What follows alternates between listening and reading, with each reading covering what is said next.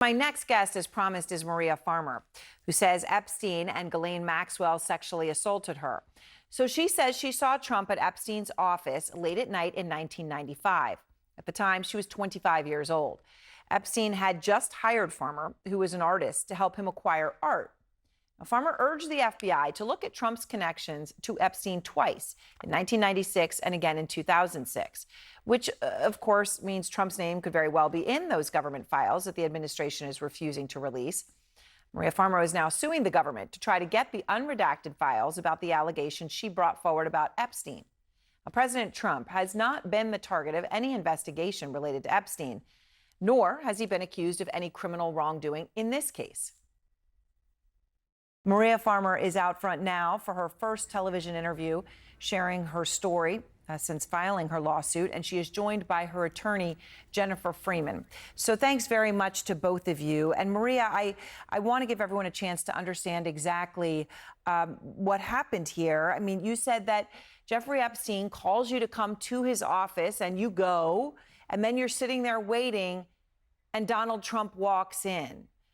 What happened? Yes.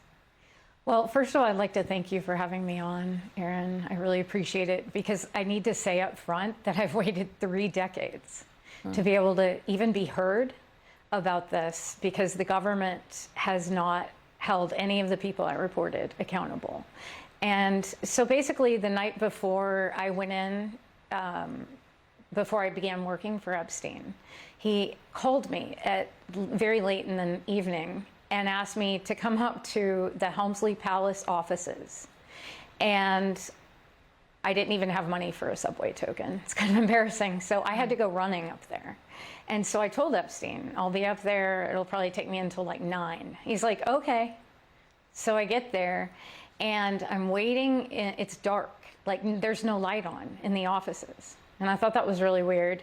So I'm seated against the wall in the main part of the offices and just waiting for Epstein. And he says, I'll be out in a minute, you know, and he's got the door closed. And then a few minutes later, this man walks in a business suit, kind of tall, imposing. And I immediately was like, that's Donald Trump. What's he doing here? I'm supposed to be working for Epstein and interviewing with him. Why is Donald Trump here? And he walked up about, a few feet from me and just stood over me in a very imposing way and looked at me like he was in on some secret or something. It was really weird, like smirking, kind of.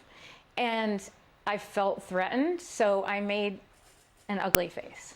And when I made that ugly face, Epstein walked out from the offices on this side. Trump's standing here, I'm here. And he walks out of his office and he goes, oh, no, no, no. He was laughing at me. And he goes, she's not here for you. Follow me, right?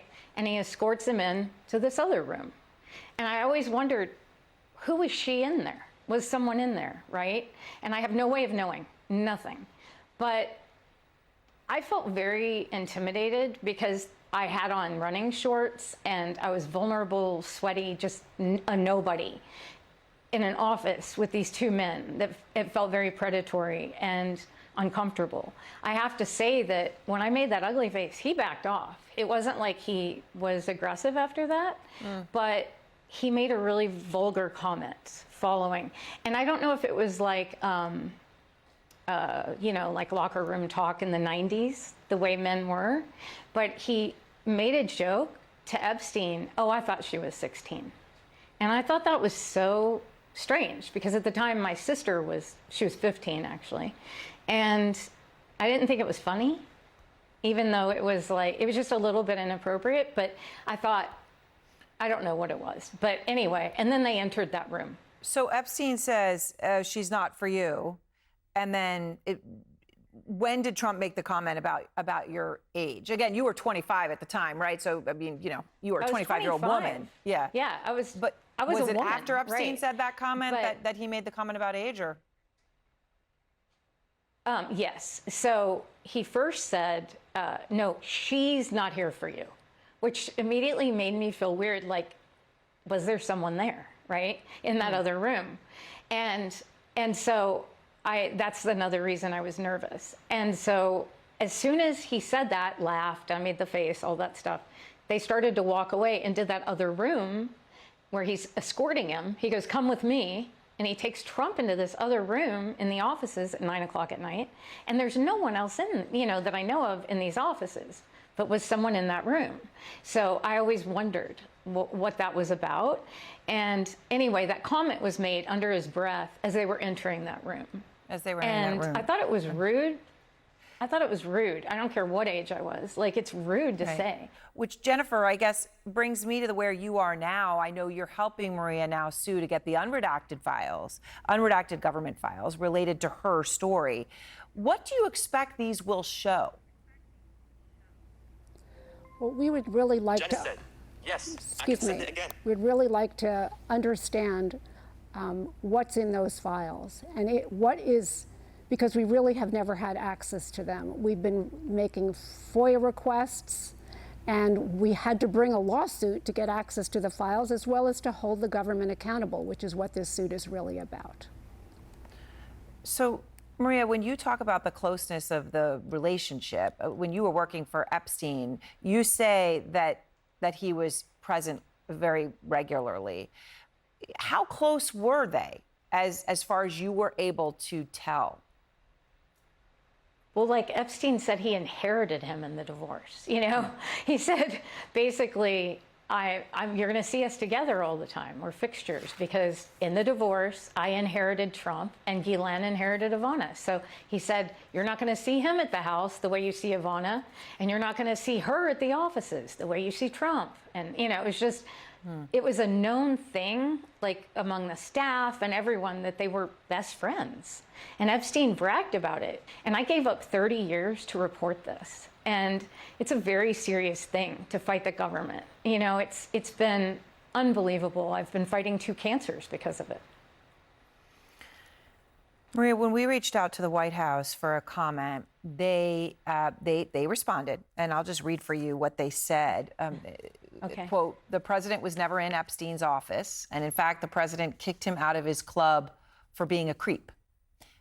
They then say that Trump, they're clear there. They say he was never in Epstein's office, which, of course, from the original incident that you're talking about is where this occurred, according to your recollection, at the Helmsley building in New York. He was absolutely in the offices. So what do you say when they give a response like this? Yes. I say that they're being disrespectful to the fact that I have given up my entire life for this case just to have it investigated. And I'm really sorry for him that he's caught, but, I don't know what to say to that. He's lying. I don't appreciate it. He was absolutely at the offices, and it was 9 o'clock at night. I thought it was inappropriate. But also, they were best friends at the time. So what I say to that is, I don't think he's really responding to the fact. And what does he mean, the offices? He needs to be specific, because he was in the Helmsley Palace offices. Yeah.